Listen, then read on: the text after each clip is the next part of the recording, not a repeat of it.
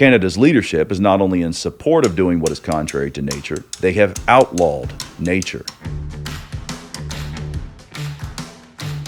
1 year ago, Canada established a law that bans conversion therapy. That is a practice or service designed to get men who are thinking and acting like women to think of themselves as men and conduct themselves sexually as men. And the same goes for women who are thinking and acting like men. You may not convert them. If you provide such a service in Canada, then you could go to prison. You are free, however, to teach men to think of themselves as women and conduct themselves sexually as women. And the same goes for the women. You can teach them to be men all you'd like. This is a sign that God has handed over Canada's leadership to a debased mind to do what ought not to be done. Romans chapter 1 speaks of this kind of sexual perversion occurring, and it occurred in the wake of people turning away from worshiping the Creator to worship the creature. Such idolatry results in people doing what is contrary to nature.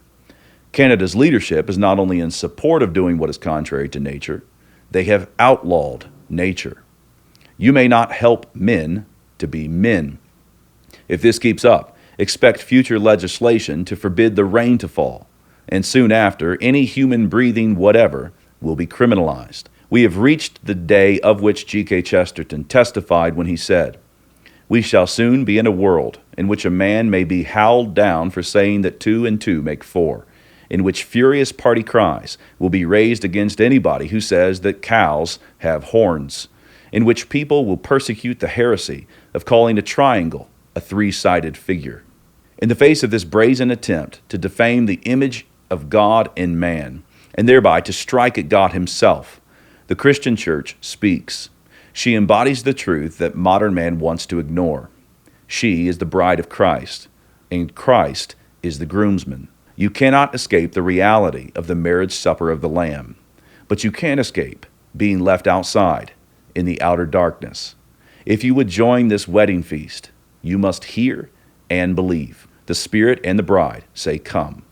Be converted, every one of you, and wash your filthy garments white in the blood of the Lamb. The American family is in a bad way. That's a point that really doesn't need proving. But we do need an improvement plan.